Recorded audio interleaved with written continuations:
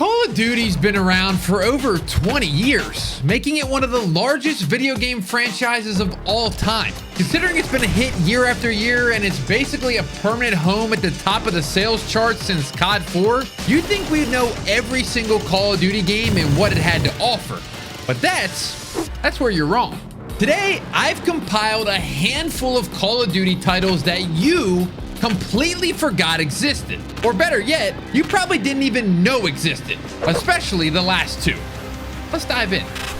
Call of Duty for the N-Gage.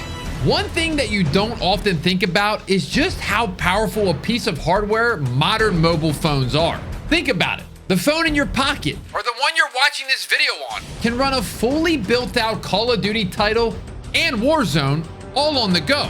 And despite not being the most convenient way to play, it does let you take your Call of Duty grind anywhere, as long as you have a charger and don't mind your phone getting a bit hot. But now, rewind to the early 2000s, where people couldn't even fathom the technology we have today until a certain company began attempting to merge the cell phone with a handheld gaming experience. And that company was Nokia. And they saw the success that Nintendo was having with their Game Boy line of systems. So with dollar signs in their eyes, the execs over at Nokia HQ asked, what if we just merged our cell phone with a gaming console? And poof, the N-Gage was born. Finally, a clunky, unwieldy device that you could use both as a mediocre cell phone and a mediocre gaming device. Unsurprisingly though, this thing flopped hard. And it was discontinued after only 3 years with an estimated 2 million units sold and only 56 games made for it in the North American market. This brings us to COD, because one of those 56 titles happened to be a port of the original Call of Duty.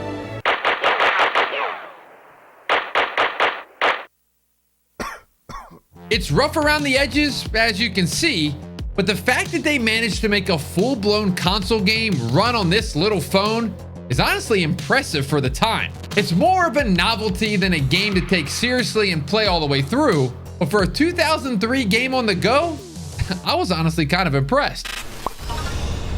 I know you're looking at the title below me and thinking, Nintendo is probably the most family-friendly gaming company ever created. They wouldn't put something like COD on their consoles. You're lying to me. Well, do you believe me now? That's right. There were a staggering 14 different Call of Duty games developed across the GameCube, DS, Wii, and Wii U. Honestly, the fact that we haven't seen any since the Switch's release is wild, especially with something like Call of Duty Mobile on the market. For the GameCube, they developed Call of Duty Finest Hour and Call of Duty Big Red 1, which are just slimmed down ports of COD 1 and COD 2 that were also released for the PS2 and original Xbox at the time. The only difference between those and the GameCube ports, however, is the lack of online multiplayer because the system just wasn't built for it. Then the Wii saw the release of the classics COD 3, World at War, Black Ops, Modern Warfare 3, and everyone's favorite, Call of Duty Reflex. Wait, what was that last one? See, Call of Duty Reflex is simply a COD 4 port, but it was actually released the same year as MW2, with the Nintendo devs just skipping that game entirely. Honestly, the Call of Duties on the Wii aren't the worst. They're lower in quality, sure, but you use the Wii remote and a nunchuck to aim. And if the sensor is working properly, it almost feels like a keyboard and mouse. It was kind of crazy. As for the Wii U, we received Black Ops 2 and Ghost. These were the same games as their Xbox and PlayStation counterparts, and are arguably the definitive additions for local players 1v1s. One player could play on the gamepad, while the other could play on the TV, meaning each player had their own screen rather than cutting one in half. Now, I've left the DS out of this conversation thus far, but why is that? Well, unlike the other Nintendo releases, each DS game had its own unique take on the console counterpart due to the DS being miles behind the stationary console on the market. Sound familiar? So they hired a company called N-Space to develop 5 original titles for the system. Oh, good. Who's better to make a Call of Duty for the DS than the team that made... Oh yeah, we're doomed. Each of these DS games had its own stories set in similar universes as the mainline games. In order, we have Call of Duty 4, Call of Duty World at War, Call of Duty Modern Warfare Mobilized, Call of Duty Black Ops, and Modern Warfare 3 Defiance. Man, they really love skipping MW2. In-game, you control the movement with the bottom screen and stylus, since the DS only had a D-pad. And while not great, it's a fun way to play Call of Duty on the go. The games also get progressively better as you play them in release order and eventually find a way to function without the touchpad. Black Ops 1, coming in clutch again. Continuing the trend of Call of Duty games on the go is Call of Duty 2 for flip phones from back in the day. Rather than being a first-person shooter, this game was actually a top-down game where you dodge enemies as you try to reach the end of the map. It's vaguely inspired by Call of Duty 2 while being its own thing. And honestly, without it, we may not be where we are now with the Call of Duty mobile space. So, I'm thankful for this bad game. Speaking of bad mobile games, allow me to introduce Call of Duty Heroes. Call of Duty Heroes was a free-to-play, real-time strategy game developed by Face Roll Games in 2014. This put it right at the tail end of the Clash of Clans craze and took strong inspiration from that game's core gameplay. In-game, players build and customize their base to their liking, while using troops to fight off enemies. On top of that, you could call in heroes to help you on the battlefield, each coming with their own kill streaks, like Predator missiles or chopper gunners. Now, this game wasn't received very well at all and was sadly shut down in 2018, which honestly, it kind of sucks, because even if a game is bad, I still believe it should have a place on digital storefronts, so all those devs' hard work doesn't get thrown away. The next forgotten COD is Call of Duty Mobile?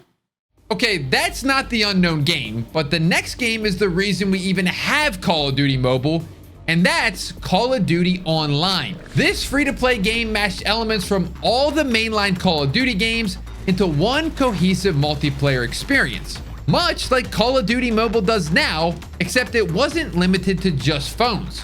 Are you ready for the catch? It was a Chinese exclusive.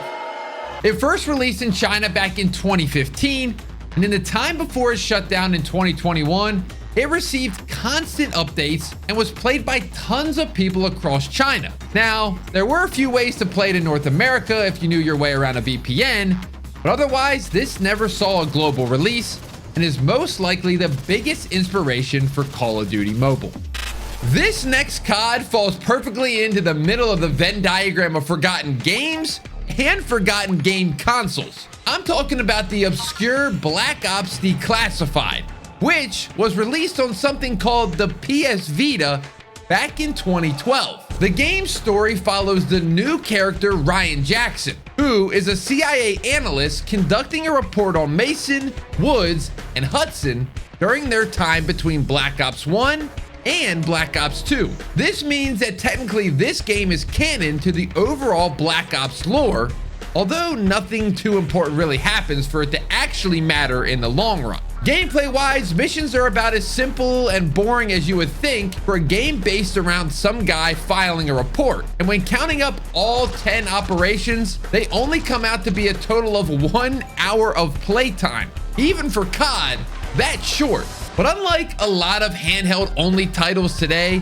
Declassified was more than just a single-player experience. It even included a 4v4 multiplayer. This featured a full 40 levels of progression, around 25 weapons pulled straight from BO1, and 6 unique maps, including their own versions of Nuketown titled Nuke House, which is just an even smaller version of the Black Ops classic. Now, game modes wise, they weren't offering anything too great either. It just had TDM, free-for-all, kill confirmed, and drop zone for some reason. You couldn't even play domination. Suffice to say, not many people were itching to play this game when it was the same year that BO2 was topping the charts. On top of that, it also featured its very own third mode named Hostiles, a new take on MW3's survival mode where you had to hold out against waves and waves of enemies. Meaning, this is technically the only Black Ops game to not feature zombies. Now, on top of being a game that many fans didn't even know existed,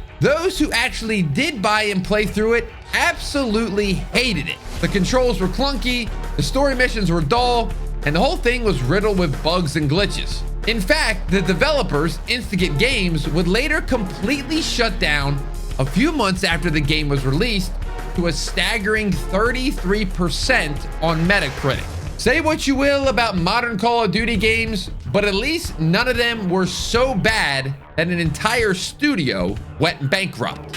Did you know that Call of Duty had not one, but two zombies games available on mobile devices? One was centered around World at War zombies, while the other was based on the original Black Ops. They're discontinued now, but gameplay can still be found online, showing us that they ran surprisingly well for mobile games from 2009. They didn't alter much from their console counterparts, just with stripped down graphics and disgusting touchscreen controls, meaning the best way to play these was most likely on the iPad, considering how large the screen was. Neither were free to play though, which meant not a ton of people made the plunge, and these COD Zombie spin-offs were mostly forgotten about, even within the hardcore zombies community.